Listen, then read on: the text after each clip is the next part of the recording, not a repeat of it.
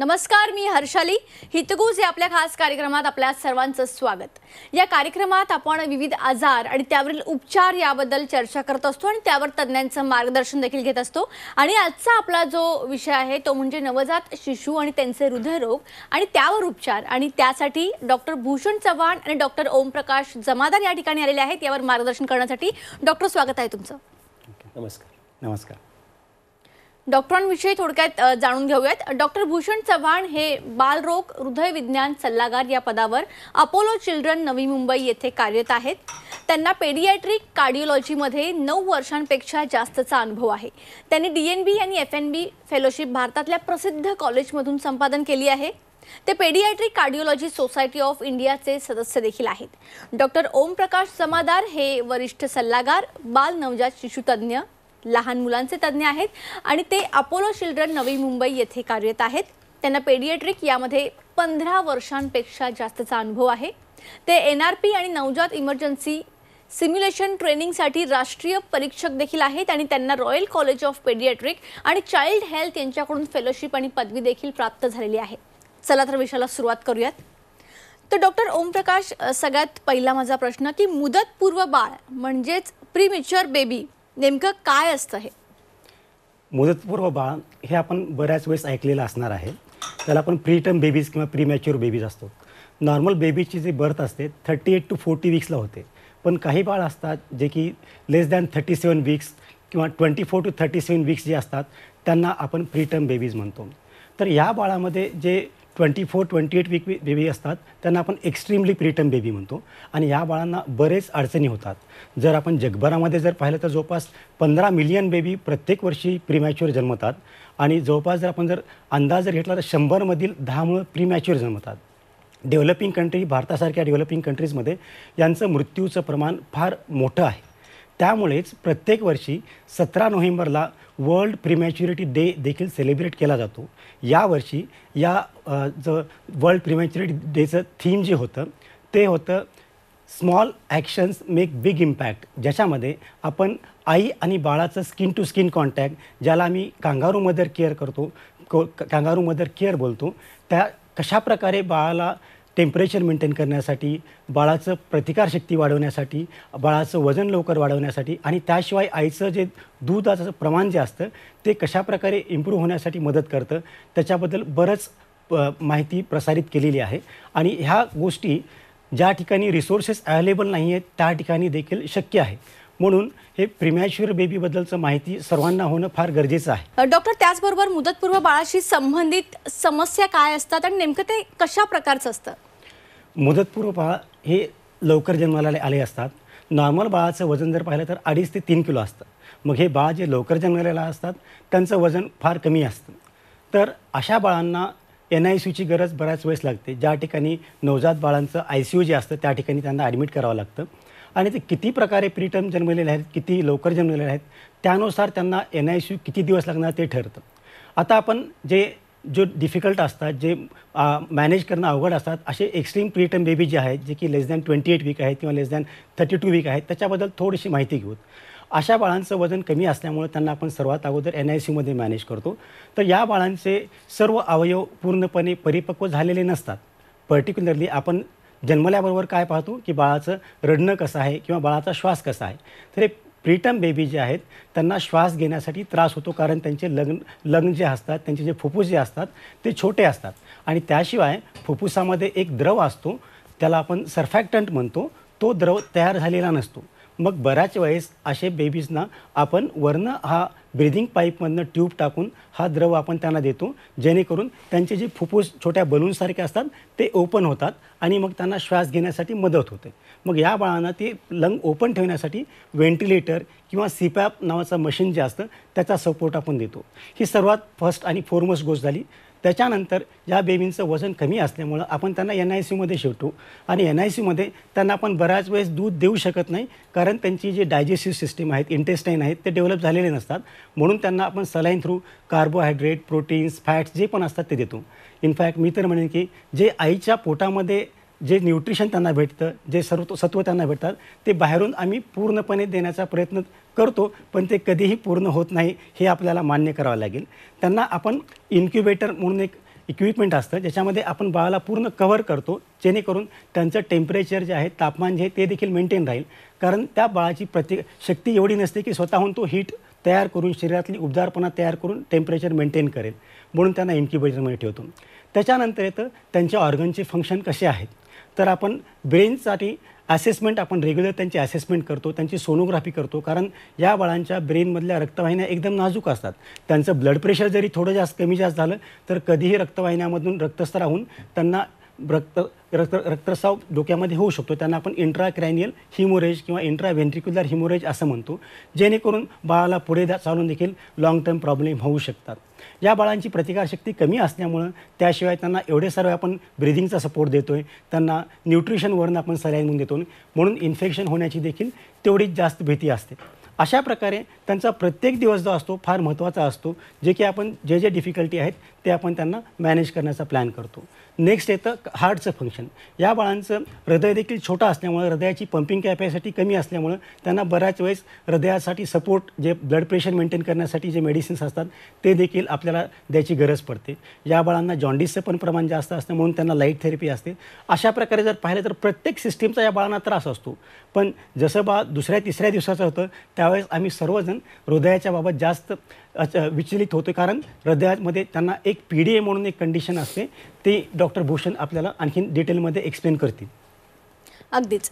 आणि याचबरोबर हृदयविकार हे मुदतपूर्व बाळांमध्ये एक मोठी गुंतागुंत म्हणायला हरकत नाही. तर नेमकं हे कोणत्या प्रकारचे दोष असतात आणि यावर हे तुम्ही कशा पद्धतीने सर्व काही मॅनेज करता सर? सो लहान बाळांमध्ये हे प्रीटर्म बेबीज जेव्हा जन्माला येतात त्यांच्यामध्ये हा PDA हा एक नैसर्गिक चॅनल आहे, जे आईच्या पोटात त्या बाळाला जिवंत ठेवतं. आता हे बाळ त्याच्या तारखेपेक्षा अगोदर जन्माला आला आहे, म्हणून हा PDA आपल्याला थोडा त्रास देऊ शकतो. हा एक नॅचरल चॅनल आहे आणि जो ब्लड एक लेफ्ट टू राईट शंट ज्याला आम्ही म्हणतो, एओर्टा टू पल्मनरी आर्टरी तो सप्लाय करतो. हा PDA स्वतःहून बंद होण्याची शक्यता खूप जास्त असते.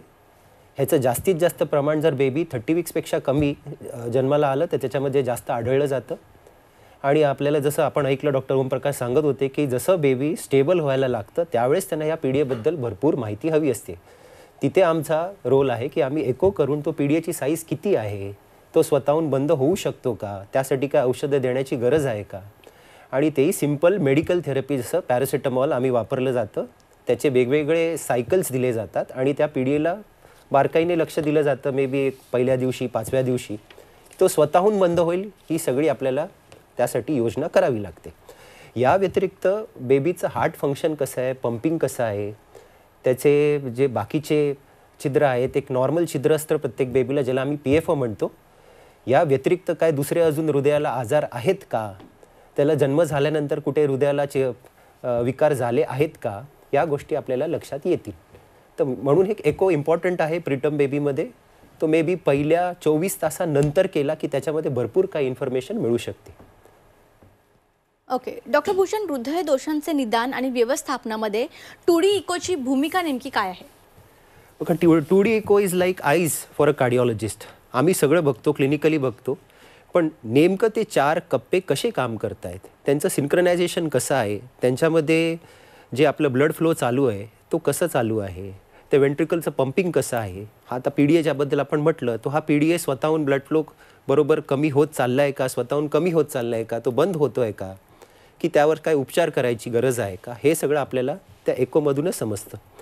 आता काही बेबीजमध्ये काही क्रिटिकल कंजेनायटल हार्ट असतात, म्हणजे ते बाळ जन्माला आलं आहे आणि आपल्याला माहीत पडलं की त्याला कंजेनायटल हार्ट प्रॉब्लेम आहे, पण तो जीव घेणे आहे का, त्याला इमिजिएट ट्रीटमेंटची गरज आहे का, हे सगळं त्या 2D एको या सिम्पल टेस्टमध्ये सगळं लक्षात येतं. म्हणजे इन शॉर्ट ही 2D एको म्हणजे एक सोनोग्राफीसारखी टेस्ट आहे, जी आपण बेबीचं हृदयाची सोनोग्राफी करून त्यामध्ये भरपूर काय डायग्नोसिस करू शकतो. ओके. आणि मुदतपूर्व बाळांमध्ये अशा कोणत्या अडचणी असतात ज्या दीर्घकालीन असतात आणि त्याचं निदान करणं अवघड असतं?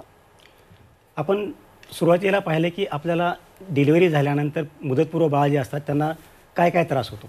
आता बाळ जसं जसं वाढतं तसं बऱ्याच वेळेस ते किती प्रीमॅच्युअर आहेत त्यानुसार त्यांना NICUची तर गरज लागते.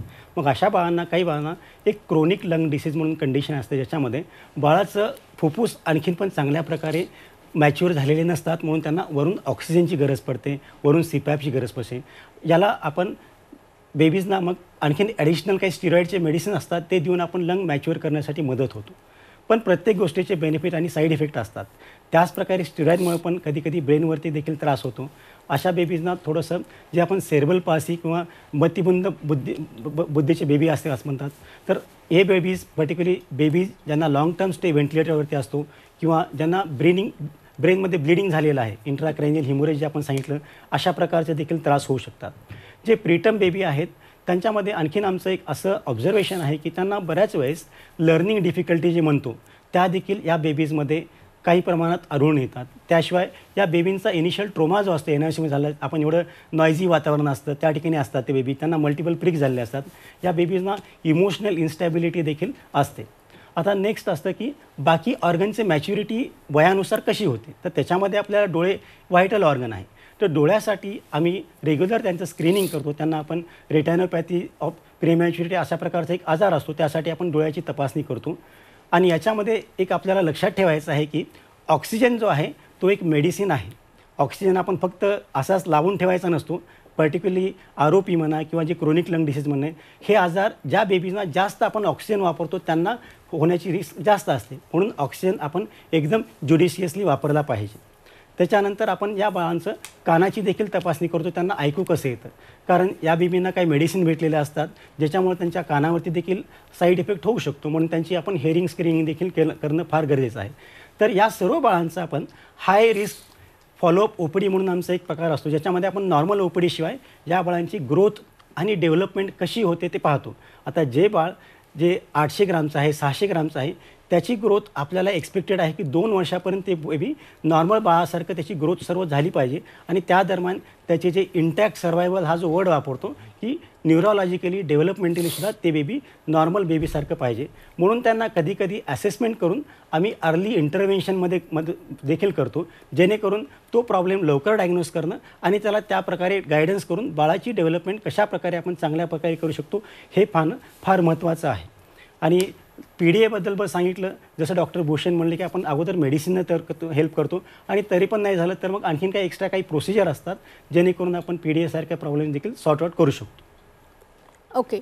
डॉक्टर ओमप्रकाश, जन्मानंतर बाळाला हृदयविकारासंदर्भात काही त्रास असेल तर तुम्ही त्यावर कशा पद्धतीने ट्रीटमेंट करता? हे फार महत्त्वाचं आहे, कारण बऱ्याच वेळेस काही सिच्युएशनमध्ये असे होतं की आपल्याला माहिती नसते की बाळाच्या सोनोग्राफी आईच्या पोटामध्ये अस्तित्व झालेले आहेत का नाही आहेत. मग अशा बेबी आपण डिलिव्हरी झाल्यानंतर त्यांचं आपण बेसिक असेसमेंट करतो, ज्याच्यामध्ये आपण बाळाचे ब्रिदिंग कसं आहे, श्वास कसं घेतो बाळाचं ऑक्सिजन सॅच्युरेशन हा फार महत्त्वाचा मुद्दा आहे. कोविडमध्ये आपण सर्वांनी पाहिलं असेल की आपल्या सर्वांकडे घरी पल्स ऑक्सिमीटर असतो आणि ऑक्सिजन सॅच्युरेशन आपण पाहतो. तर बाळाचं आम्ही राईट अपर लिम आणि राईट लोअर लिमचं सॅच्युरेशन चेक करतो. जर ऑक्सिजन सॅच्युरेशनमधला फरक जर 5पेक्षा जर जास्त असेल तर त्याचा अर्थ आहे की बाळाला काहीतरी ऑक्सिजन कमतरताचा आजार आहे. तर तो हृदयामुळे पण असू शकतो किंवा लंगमुळे पण असतो. त्याच्यानंतर जर आपण एक्सटर्नली जर बाळ पाहिलं तर ते निळं पडलेलं दिसेल आपल्याला. तर बाळ निळं एकतर थंड असल्यामुळे पण पडतं आणि ऑक्सिजनची कमतरता असल्यामुळे देखील पडतं. जर बाळ थंड असेल तर आपण त्याला गरम करून बघणार की बाळ ब्ल्यू म्हणजे सायनोसिस किंवा निळं पडलेलं आहे का. जर बाळ तरी देखील निळं असेल तर त्याचा अर्थ आहे की त्या ठिकाणी काहीतरी ऑक्सिजनची कमतरता आहे. मग अशा कंडिशनमध्ये आपण कार्डिओलॉजिस्टची हेल्प घेणार आणि 2D इको करून आपण समजणार की हृदयाचं स्ट्रक्चर कसं आहे, हृदयाचं फंक्शन कसं आहे, की काही इन्फेक्शनमुळे झालेला त्रास आहे. ह्या सर्व गोष्टी आपण इव्हॅल्युएशन आपण करून पाहणार की बाळाला कशा प्रकारचा ऑक्सिजनचा कमतरता होण्याचे काय कारणं आहेत ते. ओके. डॉक्टर भूषण, तुम्हाला काय बोलायचं अजून? हो, जस्ट टू ॲड ऑन की आपल्याला डॉक्टर ओमप्रकाश म्हणाले की PDA आपल्याला समजतं. PDA मी मगाशी जसं म्हटलं की एक नवजात बेबीमध्ये प्रत्येकांमध्ये असतंच. समजा बाय चान्स ते PDA बंद झालं नाही आणि हे बाळ वाढत चाललं तर पुढे जाऊन त्याचं काय होतं, तर द डिक्टम इज की युजली जर पहिल्या 1 महिन्यामध्ये जर हा PDA बंद नाही झाला तर तो आयुष्यात परत कधी होऊ शकत नाही. Extremely rare. तर ह्या बेबीजना पुढे जाऊन काही ना काहीतरी ट्रीटमेंट करावी लागते. मग ते मेडिकली बंद होऊ शकतं काय, तर उत्तर आहे नाही. कुठचंही औषध घेतल्यानंतर ते बंद होत नाही. पहिल्या 14 दिवसांमध्ये त्याचं बंद होण्याचं प्रमाण खूप जास्त, बेबी झाल्यापासून पहिल्या 14 दिवसांमध्ये. म्हणून मॅक्सिमम उपचार त्यावेळेस केलेले सगळ्यात बेनिफिशियल असतात. एकदा वेळ निघून गेली, बाळ 2 महिन्याचं झालं, 3 महिन्याचं झालं, मग कितीही मेडिसिन्स दिले तरी ते बंद होऊ शकत नाही. मग अशा वेळेस आम्ही काय करतो, या बेबींना थोडं वजन वाढीसाठी प्रयत्न करतो आणि 6 महिन्यानंतर त्यांना एका छोट्या कॅथेटरद्वारे, जे आपण पायातून इंजेक्शनद्वारे त्याच्या हृदयामध्ये जातात आणि त्या कॅथेटर थ्रू एक डिव्हाइस नावाचा प्रकार असतो ज्याला आम्ही बटन म्हणतो. तर या बटन थेरपीद्वारे तो PDA इझिली बंद होऊ शकतो आणि हे बाळ पूर्ववत त्याचं सगळे काही कार्य करू शकतो. आणि हे वन टाईम प्रोसिजर असतं, त्याचे कुठचेही लाईफ टाईम इम्प्लिकेशन्स नाही. सो हे बाळ बाकीच्या मुलांसारखं सगळं काही पूर्ववत करू शकतो. Okay doctor Bhushan, catheter इन्व्हेन्शन्स for heart हे नवजात शिशूमध्ये होऊ शकतं का, याविषयी सविस्तरमध्ये सांगा. सो एकदम good question I would say, की आपल्याला जेव्हा समजतं, आपण विचार करतो बेबी जन्माला आला, त्याला हृदयाचा आजार आहे, भरपूर काही पेरेंट्स स्ट्रेस्ड आउट होऊन जातात. अशा वेळेस जर आपण त्यांना म्हटलं ह्याला हृदयाचा आजार झाला, त्याला हृदयाचं ऑपरेशन लागेल, तर तिथे अजून 50% of them will back out. तर असं काही प्रत्येक वेळेस होतं असं नाही. भरपूर काही हृदयाचे प्रॉब्लेम, स्पेशली PDA, हे इवन न्यूबॉर्न बेबीजमध्ये पण बंद केले जाऊ शकतात. जे प्रीटर्म बेबीज आहे पण ज्याला गरज आहे, जो 14 दिवसाच्या वरती आहे, मेडिकल थेरपी फेल झाली आहे, व्हेंटिलेटरवर अडकलेला आहे, सेप्सिस आहे, ज्याला दूध पचत नाही आहे, NECची रिस्क आहे, अशा बेबीजमध्ये तो PDA बंद होणं गरजेचं आहे. मग अशा बेबीजमध्ये आम्ही काय करतो, मगाशी सांगितल्यासारखं एक कॅथेटरद्वारे, त्याच्या छोट्याशा नसांद्वारे आपण हार्टमध्ये पोचू शकतो आणि विदाऊट इन्सिशन एक अगेन स्पेशल बटन आहे, त्याला आम्ही पिकोलो म्हणतो, त्या थ्रू ते PDA बंद होऊ शकतं. हा प्रोसिजरला भारी भारी अर्धा ते 1 तास, आणि ते झाल्यानंतर बेबी आम्ही NICUमध्ये शिफ्ट करून परत ॲज अ नॉर्मल व्हेंटिलेटरी केअर किंवा न्यूनेटल केअर देऊन ते न्यूनेटॉलॉजिस्टला मदत करू शकतो. या व्यतिरिक्त काही वेळेस एक ब्लू बेबी जन्माला येतात ज्याच्या हृदयाच्या नसा पलटी झालेल्या असतात, आणि ह्या केसेसमध्ये PDA समजा बंद झाला असेल तर आपल्याला तो PDA स्टेंट टाकून उघडताही येतो आणि तोही या कॅथेटरद्वारे करता येतो. किंवा ज्या हृदयातला जो मधला कप्पा असतो, त्यामधला जो पडदा असतो, त्याला जर छिद्र छोटं असेल आणि जर नसा पलटी झालेल्या असतील तर आम्ही एक स्पेशल प्रोसिजर करतो ज्याला आम्ही बलून असिस्टेड एट्रियल सेप्टोस्टमी असं म्हणतो, बास, की तो बेडसाईड म्हणजे बाळाला NICUमध्येच ती प्रोसिजर केली जाते. एक बलून त्याच्या हृदयामध्ये घालून तो पडदा मोठा केला जातो, सो दॅट ऑक्सिजन मिक्सिंग चांगलं राहील आणि हे बेबी सर्जरीपर्यंत पोचेल, जेणेकरून त्याचा जीव वाचू शकतो. So these are some of the critical interventions which can be performed. काही NICUमध्येच होऊ शकतात, तर काही एक कॅथलॅबसारख्या ठिकाणी करावे लागतात. ओके डॉक्टर भूषण, फिटल एको म्हणजे काय, वेळ कमी असल्यामुळे थोडक्यात उत्तर द्या. तो फिटल एकोमध्ये जसं आपण एनॉमली स्कॅनमध्ये बाळाची पूर्ण तपासणी केली जाते, फिटल एकोमध्ये फक्त हृदयाची तपासणी केली जाते, ज्यामध्ये हृदय त्याचं स्ट्रक्चर बरोबर बनलं आहे ना आणि त्याचं फंक्शन बरोबर आहे ना, ह्या 2 गोष्टींवर आम्ही भार देतो. आणि हे बाळ किंवा ह्या हृदयामध्ये क्रिटिकल कंजेनायटल हार्ट नाही, हे सगळ्यात इम्पॉर्टंट डायग्नॉसिस केलं जातं. कारण ह्या डायग्नॉसिस नंतर त्याची एक तयारी असते की या मातेला कुठे डिलिव्हरी करायची. जर हे डायग्नॉसिस पॉझिटिव्ह असेल तर एक पूर्ण टीम असते जी रेडी असते ड्युरिंग द डिलिव्हरी आणि आफ्टर ट्रीटमेंट. तर ह्या बेबीजना वाचवण्यासाठी I think fetal echo becomes a major boon. Okay, आता जाता जाता आपल्या प्रेक्षकांना अपोलो चिल्ड्रन्स नवी मुंबईमध्ये कशा प्रकारे ट्रीटमेंट्स होतात, कशा प्रकारचे तंत्रज्ञान, कशा प्रकारचे सेवा कौशल्य, त्या काय काय आहेत, आणि त्याचबरोबर तुमचे जे शिबिर असतात त्याविषयी आपल्या प्रेक्षकांना थोडक्यात सांगा. अपोलो हॉस्पिटलमध्ये आम्ही मल्टी डिसिप्लिनरी टीम मॅनेजमेंट, ज्याच्यामध्ये सर्व प्रकारचे आमचे जे कलिग असतात त्यांना इन्व्हॉल्व करून, त्याच्यामध्ये पिडियाट्रिशियन आहेत, न्यूनेटॉलॉजिस्ट आहेत, कार्डिओलॉजिस्ट आहेत, न्यूरोलॉजिस्ट आहेत, या सर्वांची मिळून आम्ही कुठली पण कॉम्प्लिकेटेड केसेस मॅनेज करतो. तर शॉर्टली जर सांगायचं म्हणलं तर ऑक्सिजन कमी असलेलं बाळ जे आहे सुरुवातीला जन्मल्यावरती त्याचं इनिशियल स्टॅबिलायझेशन जे आहे ते डिसाईड करतं की त्याचं पुढे चालून आउटकम कसे असणार आहे. तर हे इनिशियल स्टॅबिलायझेशनसाठी आपल्याला जे गोष्टी लागतात, जसे की बऱ्याच वेळेस नॉर्मल व्हेंटिलेटर आहे किंवा हाय फ्रिक्वेन्सी व्हेंटिलेटर आहे, आणि या बाळांचं कधी कधी लंगमधलं प्रेशर जे असल्यामुळे त्यांचं पल्मरी हायपरटेन्शन असतं, त्यासाठी नायट्रिक ऑक्साईड आहे. या सर्व गोष्टी आपल्याला अवेलेबल आहेत, जेणेकरून आम्ही बऱ्याचपैकी क्रिटिकल जे बेबी जे असतात ते आम्ही आपल्याकडे मॅनेज करू शकतो. तुम्ही या ठिकाणी याला खूप चांगलं मार्गदर्शन केलं, त्यासाठी तुमचे मनापासून धन्यवाद. थँक्यू. तर आजचा आपला विषय होता नवजात शिशू आणि त्यांचे हृदयरोग आणि त्यावर उपचार. याविषयी अत्यंत उत्कृष्ट असं डॉक्टरांनी मार्गदर्शन या ठिकाणी केलेलं आहे. कार्यक्रमात आता वेळ झाली इथेच थांबण्याची. नमस्कार.